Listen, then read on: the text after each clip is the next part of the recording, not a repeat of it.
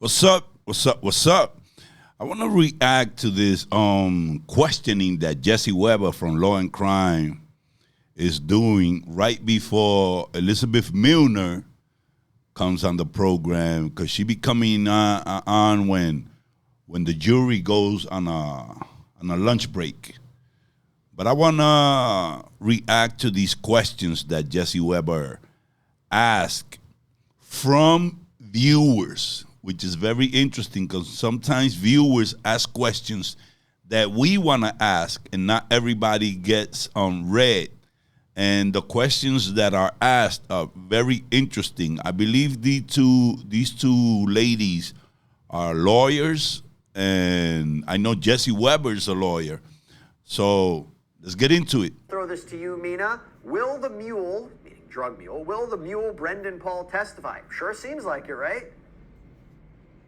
It does seem like it. And it's funny, I went to Syracuse University, and when I first heard of Brendan, I'm like, where do I know that name from? He played basketball at the school, and now he's involved in this, this big trial. I think, he has the immunity deal, and he's a big part of the drug part of this case. So I think Brendan will take the stand, and we'll see what he has to say. I think he's important for two things, right? So the prosecution has been saying that Sean Combs has used drugs to keep victims compliant, but also drug offenses are underlying crimes of the racketeering charge. Prosecutors need to prove at least two underlying crimes, whether it's, possession with intent to distribute, drug offenses, there's forced labor, kidnapping, arson, bribery. So, obviously he would be an important witness in that regard. Alexis, let me go to you. We got a question from Denise Lopez. If a mistrial is called for whatever reason and he gets a retrial, can he cop a plea? Before we listen to her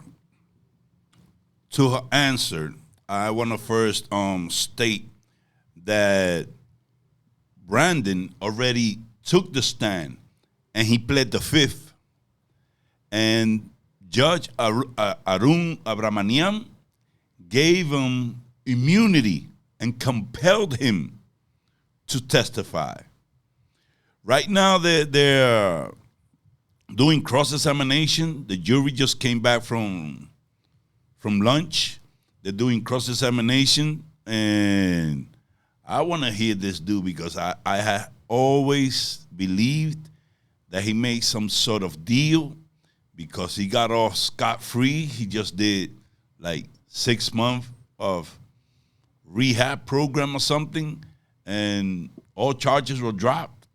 So I always thought to myself, something is going to happen if they take. Remember, when he got arrested, Diddy didn't get arrested. And Diddy didn't get arrested until 7 months later. All this happened in March, and Diddy got arrested in September. So the feds from the get-go grabbed that guy, even though they knew, because they wasn't investigating him. They might have found whatever on his backpack or whatever, but they know who the man is. So they say, grab him and let's use him for building our case. That's what I believe. Yesterday, I did a podcast episode on my Spanish channel, the Heights podcast, and I was talking about that because I found out yesterday that he was going to take the stand. He took the stand earlier, and he pled the fifth. So I'm pretty sure if he doesn't take the stand later on this afternoon, he'll take it tomorrow because prosecutors are already talking about they're going to put their case to rest. So I just wanted to throw that in there before I hear the response from the questions Jesse Weber just asked. So let's keep listening to this program. He could cop a plea. Yes, he could change his plea. They could offer him something. Obviously, we know there was a plea that was on the table. I don't know if it's still on the table. He turned it down. A lot of times that when they make a plea, unless the case really goes, in favor, takes a real direct turn in favor of the prosecution, that plea that they offered will stay on the table. So that could still exist, but I think, believes he's going to possibly win this. Okay, so we got a question here from Olivia E. I'll throw this to you, Mina.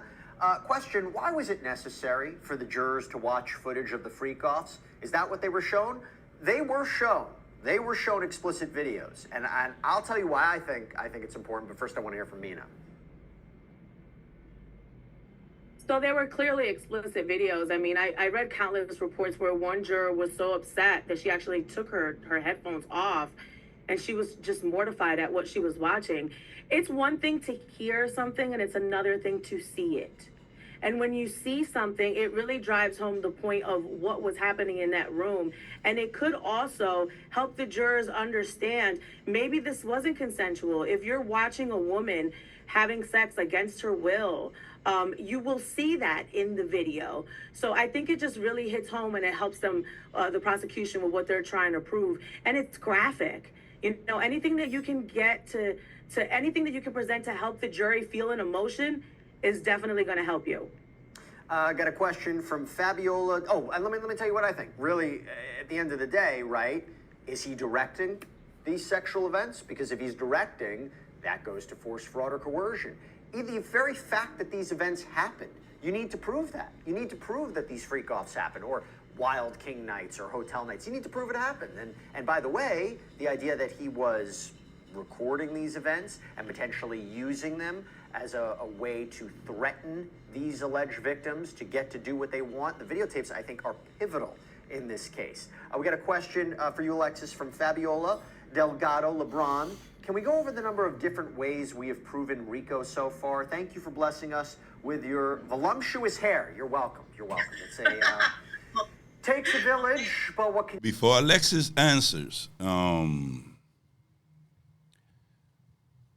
hearing about the jury seeing this freak off, I mean, they're looking at Cassie having intercourse with whoever it was, with Jules, with whoever it was.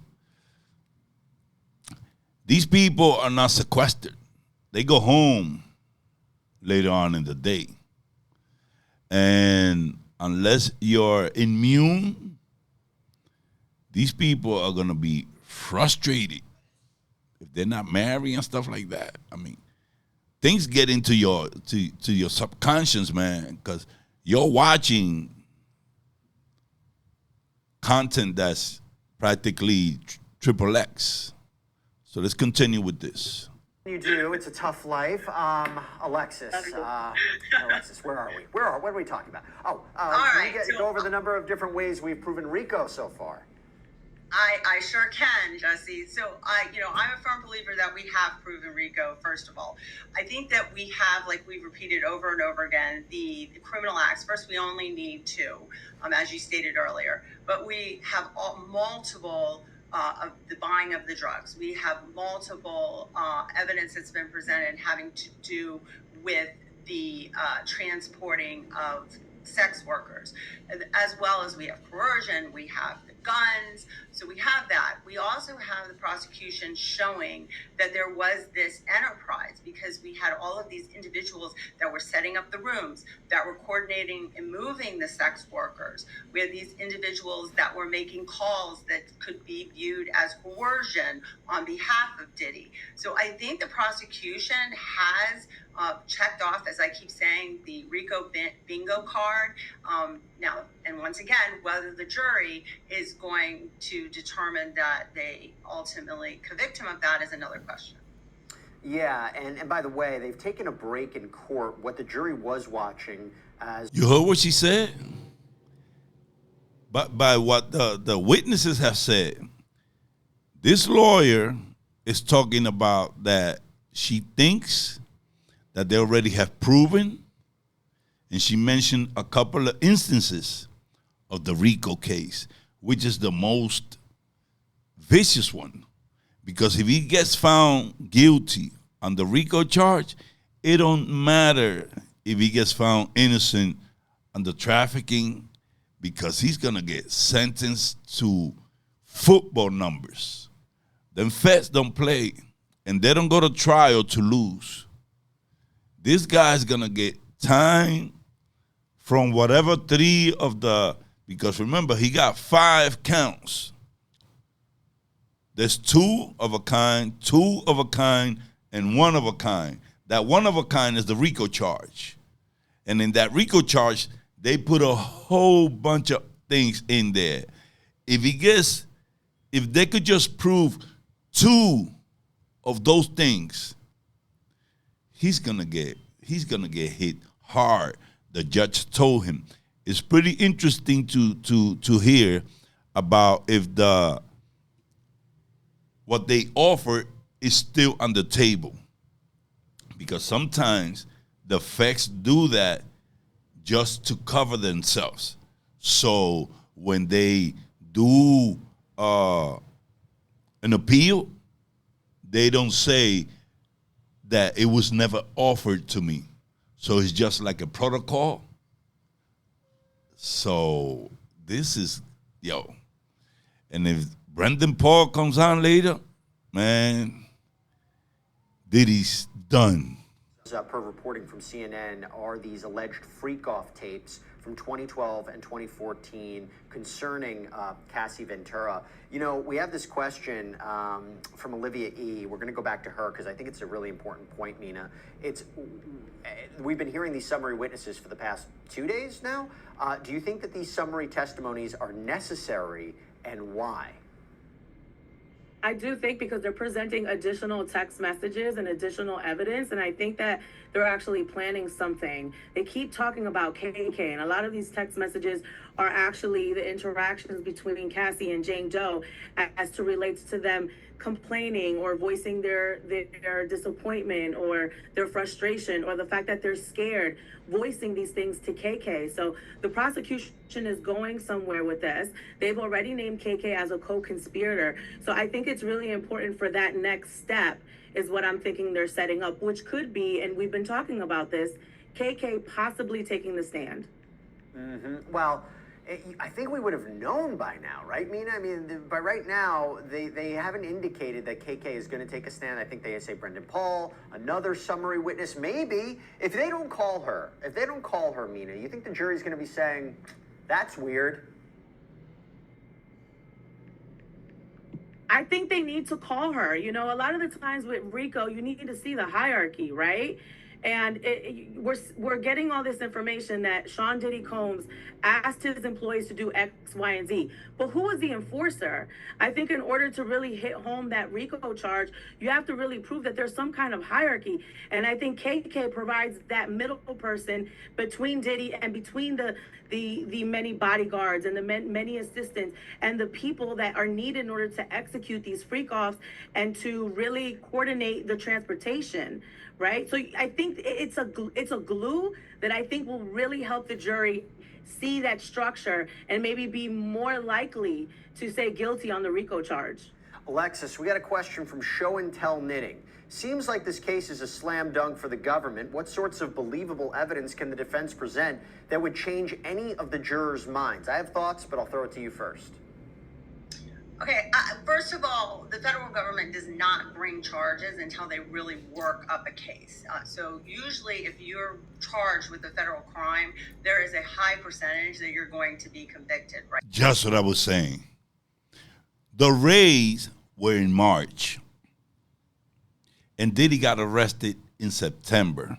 So they had worked on the case April, May, June, July, August, and he got arrested in September 16. Then people took 6 months before they did the arrest. You think they were playing doodle all this time? Then people was getting busy preparing for this trial because they knew he was going to go to trial. I mean, Diddy's paying top dollars for the team of lawyers that he has working for him right now. He even got a team. In case he loses, he already has a team there to work on his case for an appeal. When you deal with racketeering, I feel there's a lot of room for the defense to go there. I mean, I think that closing argument time, they should take a list of the elements and say why the prosecution hasn't met it. And whether it's saying, show me this criminal agreement, show me this conspiracy. Where are the other co-conspirators? What did they all know? What was the common purpose here? And, you know, the idea of the underlying crimes, yes, Kid Cudi, arson, right? You got Capricorn Clark, kidnapping, Eddie Garcia, bribery, sex trafficking, Cassie, Jane, drug offenses. They check the boxes for sure, but have they proven it? Have they definitively proven that? And it does become a question, is there more of an uphill battle to really sell the idea of Sean Combs as this mafia boss, this crime leader, engaging in a pattern of repeated criminal activity using his businesses and his resources and his staff? Or was he just a celebrity who was engaged in, some illegal stuff, but he's not a racketeer? In terms of sex trafficking, I think there's a more clear-cut case with Cassie than there is with Jane. And if you look at the last week and a half, maybe 2 weeks, the defense has done an exceptional job at cross-examining everybody from Mia to Brianna Bongolan to, even Cassie at the beginning to Jane. This is a gray case. It doesn't fit into a clean narrative of sex trafficker and victim. There are romantic aspects. There are aspects where these people stayed in touch with him, wrote glowing messages. Does that sell for the prosecution? Does it confuse the jury? And that's something that I think the defense is really going to work on. Okay, got a question here. This is interesting. This is from Actually, first, before we do that, we always get polls up. I love the polls that we put up here. So the prosecution has called over 30 witnesses, which has presented the most compelling testimony. Ex-girlfriends, Mina. Ex-girlfriends, Mina, we got 51%. Former employees, 36%. Hotel security staff, 11%. So that's interesting when you think about those numbers, right, Mina? Well, for me, Cassie was the most compelling piece of evidence that you have. And that video says a lot. And I think for me, they've presented a lot of information to try to round out this case. But I think for me, from Cassie's testimony, I immediately saw the sex trafficking, the first charge, right? It's very clear to me that she was forced into sex with coercion, with bribery and things like that. But even just the transportation of prostitutes, that was very clear, in my opinion, from Cassie's testimony as well, because they laid out those 12 escorts. I'll never forget that. And they asked her about each one and where did you have intercourse with them? Ibiza, Miami, LA. That for me was like, oh wow, they were traveling and coordinating this and having sex. So I agree, the ex-girlfriends, particularly Cassie, for me, have been the strongest pieces of evidence when it comes to this case. You remember when that video came out? That the LA district attorney said he couldn't do nothing with it because the video was too old. Look what turned out to be the key evidence on this trial. That video that we thought nothing was going to happen of it. They even brought the security from that hotel. The guy that broke them up, last name Flores, and the security that took the bribe, 100 G's. He gave 50 to his boss, he kept 30 for him, bought a used car, and he gave 20 to his homeboy. And they came in to testify. So Diddy paid $100,000 for nothing because they were still able to see the video that Flores recorded with his cell phone. And then when they got them computer whiz inside that cloud, they got that video from way back 2016 so they could use it on the trial. Remember, if you want to see the original video, not the one that we saw from CNN, but the original video, you can see it on page 6 on YouTube. Page 6 is like, they belong to the New York Post, if I'm not mistaken. They're like the entertainment side of the newspaper. On that YouTube channel, you can see those videos where Flores breaks up the fight, has Diddy permitting for Cassie to go back in the room, get her belongings, and leave. And there's some pictures in there of the broken vase. Remember, he tried to throw a vase at her? There's a picture of the broken vase on the floor, and there's a picture of the mess that was in the room. Go and watch that video because it's pretty interesting. And he paid $100,000 for nothing because at the end, that's what took him out of commission. Erica Charlotte says, Jesse, you are our Superman with Superman hair. Elizabeth Milner is Wonder Woman, and the panels are our Justice League of America. I don't think I can get a better compliment. I should just sign off right now. But what I will do is throw another question to Alexis. Erica, that's very sweet. Thank you so much. There's a question from Karen Leday Smith. Not sure how to ask this, but during deliberations, can the jury ask questions about Christina Quorum if she doesn't testify? Well, the jury can submit during deliberations, they can submit questions to the court that they want to ask. They can't necessarily submit questions directly to Christina, but they can submit questions about how they're supposed to handle things or apply, different things and ask that to the court. Got a follow-up question here, Mina. This is from Skitlanta Commentary. Do you guys think that the government's witnesses that read the text yesterday have sealed his fate? So talking about the summary witnesses reading these messages. What do you think? What do you mean by sealed his fate? Diddy's fate? Sealed Diddy's fate. The idea, I guess, maybe if they're talking about the prostitution charge or sex trafficking, maybe even racketeering, because you see all these communications. I guess the text messages of the last 2 days, how impactful is it going to be? I mean, I think it's just the prosecution really trying to hit home any questions that the jury might have. It's kind of putting it all together. Like I said before, I think Cassie's testimony was so strong that we saw a lot of the things that they're trying to now clean up, right? The hotel receipts, the communication, the transportation of the prostitutes. They're really trying to nail that nail into that coffin at whatever it takes. But to be honest, I think in order to put that nail in the coffin, you need the co-conspirator in order to get that RICO charge. Otherwise, in my opinion, you're just reiterating everything that we already saw with some of the other witnesses. Well, a lot of people have questions about Christina Quorum, KK. This is one from Joshua Furlong. So as we talk about alleged co-conspirators, Alexis, do you think KK will be called as a rebuttal witness as for the prosecution, and they chose to hold her as an ace card to counter the defense's witnesses? It's possible. I think she needs to take the stand. I agree. I think that she's very important to the RICO charge because it does show that hierarchy.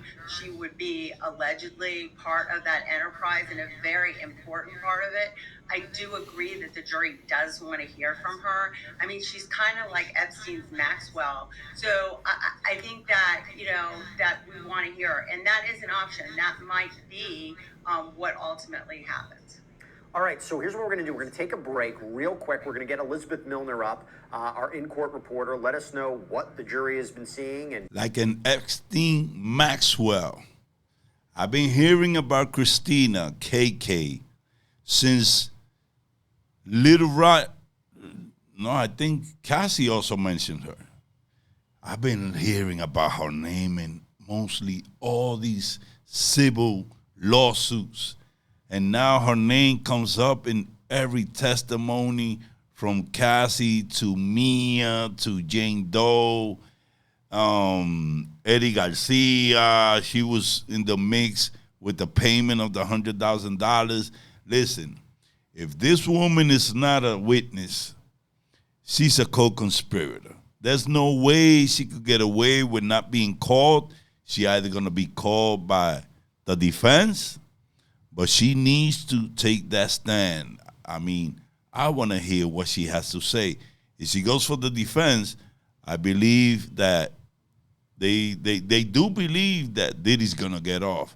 But if Diddy get found guilty, and she was probably offered immunity or something for her to give her testimony, and she didn't take it, they're gonna do to her the same thing that they did to Elaine Maxwell, who's doing right now 20 to life, if I'm not mistaken. I know she's doing 20 years, but I'm gonna leave it at that because I was waiting for Elizabeth Milner because I like her input because she comes straight from inside the courtroom, and I be liking to hear, you know, what she's looking at, what she's seeing, what's happening inside the court. So if I had time, I will also do a reaction on whatever Jesse and Elizabeth Milner talk about. So let's leave it at that for now and continue to watch my other reactions. And thank you for the support. One love.